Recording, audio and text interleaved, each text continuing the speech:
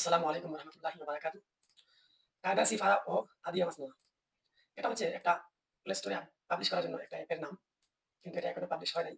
এটা আপনাদেরকে দেখানোর কারণ হচ্ছে আপনারা যখন নতুন অ্যাপ প্লে স্টোরের মধ্যে পাবলিশ করবেন, তখন আপনারা আমার মতো একটি ডক ফাইল বানিয়ে নেবেন। আমি যদি আপনাদেরকে একটু ছোট করে দেখিয়ে দেই, তো এখানে লেখা আছে আপনার মোবাইলে এই অ্যাপটি ১৬ দিন রাখবেন এবং প্রতিদিন এটি ব্যবহার করে পড়াশোনা করবেন। বাট এটা হচ্ছে পড়াশোনামূলক একটি অ্যাপ। এ কারণে আমি এখানের মধ্যে লিখে দিয়েছি পড়াশোনা করবেন। বাট আপনি এখানে লিখে দিতে পারেন ইউজ করবেন। যদি কোন সমস্যা দেখা দেয় তবে আমাকে অবশ্যই জানাবেন। আমি সমস্যাটির সমাধান করার জন্য সহায়তা করব। এই লেখাটি আপনারা যে টেস্টারদের ইমেইল আপনাদের প্লে কনসোলের মধ্যে এড করে দিয়েছেন, তাদের কাছে এই অ্যাপের ভিউ লিংক পাঠিয়ে দিবেন। দেখতে পাচ্ছেন এখানে অ্যাপের ভিউ লিংক আছে। এই অ্যাপের ভিউ লিংক এখান থেকে পাঠিয়ে দিবেন। এবং এখানের মধ্যে দেখতে পাচ্ছেন এটা আছে জয়েন হওয়ার লিংক। আর এখানের মধ্যে আরেকটা দেখতে পাচ্ছেন এটা হচ্ছে আপনার অ্যাপস ডাউনলোড করার লিংক। তো জয়েন হওয়ার লিংক কিভাবে আসবে আর লোড হওয়ার লিংক কিভাবে আসবে আমি এখন আপনাদেরকে ক্লিক করে দেখিয়ে দেব। জয়েন হওয়ার লিংক আপনারা এখানের মধ্যে ক্লিক করবেন। ক্লিক হওয়ার পর আপনারা আ যে দেখাবে যে টেস্টার হিসেবে আপনি গ্রহণ করেন। সে কিন্তু অ্যাকসেপ্ট করে নিবে। ২ নম্বরটি হচ্ছে অ্যাপ ডাউনলোড করবে।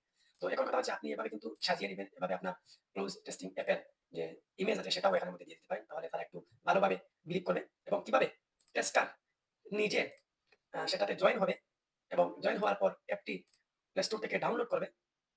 সেগুলো কিন্তু আপনারা ভিডিও তৈরি করে তাদের কাছে এই ২ টা লিঙ্ক সহ আপনারা পাঠিয়ে দিবেন। আর মনে রাখবেন এই লিঙ্কটা কিন্তু অনেক সময় ব্রাউজারের মধ্যে কাজ করে না। তো কপি করে নিয়ে ব্রাউজারের মধ্যে পেস্ট করে দিলে তখন যেই ইমেইল প্লে কনসোল এর মধ্যে এড করা হয়েছিল সেই ইমেইল কাকে সেট করতে হবে? যে ব্যক্তি টেস্ট করবে তাকে ওই ইমেইল সিলেক্ট করতে হবে। তাহলেই তাকে ইনভাইটেশন যে আপনি পাঠিয়েছেন সেটা কিন্তু দেখাবে। তো সে যদি সেটা গ্রহণ করে নেয় এবং তারপরে এই অ্যাপটি ডাউনলোড করে নেয়, তখনই কিন্তু সে অ্যাপটি ডাউনলোড করবে পারবে এবং আপনি আপনার প্লে কনসোল এর মধ্যে দেখতে পাবেন যে কতজন ডাউনলোড করেছে।